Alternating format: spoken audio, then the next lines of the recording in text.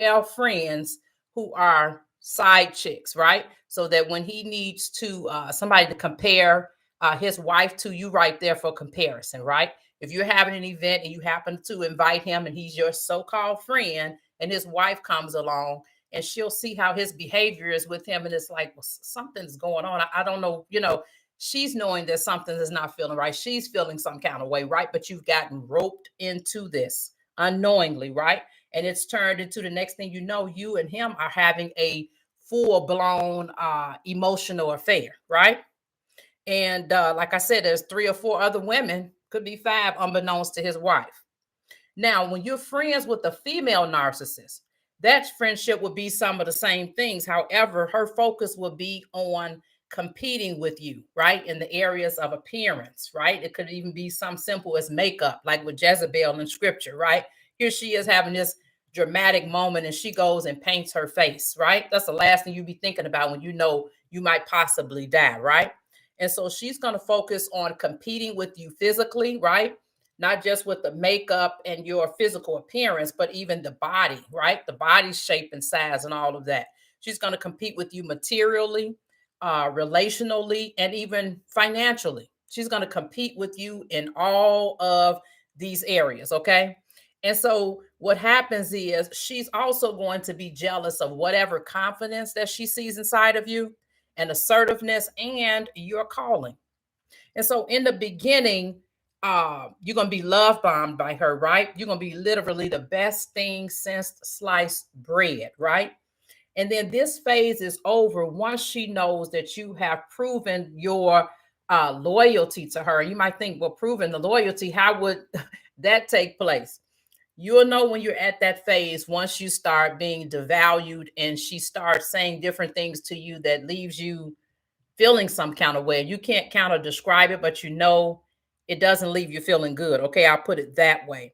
And so what happens is that you've proven your loyalty by uh, paying for a lot of dinners or breakfasts and the lunches, right? And then another way you prove your loyalty is that at first both of you guys will start off by treating each other.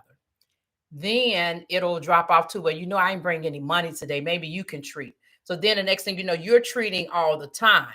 This becomes an excuse, but you're like, oh no, don't worry about it, girl. We sisters. And so then you keep on doing it over time. And then it's like, okay, that's part of like testing the waters. You see what I'm saying? She's not going to just do it all at once. She's going to slowly kind of recruit you and groom you into like, okay, after a while, I'm not going to treat to anything. I'm just going to have you spending all of your money on me, and we'll see how that thing works out. So that's what she's going to do eventually, right? But she can't do it all at once, right? Because then you would be more so suspicious, so to speak, right? And then another way that you're going to prove your loyalty to the narcissistic friend is that when one of the other ladies that's in the group, one of you other friends that's in the tribe, so to speak, decides I'm stepping out of this cult, right? You will be responsible for pulling that friend back in. When you have a group of females and you've got a person that's in that group that's the ringleader, and that's usually the narcissist, and sometimes in that group it could be some other individuals who are vulnerable slash low grade narcissists, right? But the 9 times out of 10, you got one main person who is dominating, and that person is the narcissist. But they're not the ones that's doing all of the work. It's kind of going and watching the Wiz or the Wizard of Oz. You don't have that individual. The Wicked Witch wasn't doing all the work. She sent her flying monkeys. When you look at the Wiz, she sent the flying monkeys to go after Dorothy and her friends and her dog and all of that to recruit them. Okay. So the next friend we got, those are the iron sharpeners. Okay. Those are the good friends. And Dr. Lena Abujamra called the iron sharpeners the balcony people. She said you always need balcony people in your life because balcony people are the ones that's going to cheer you on.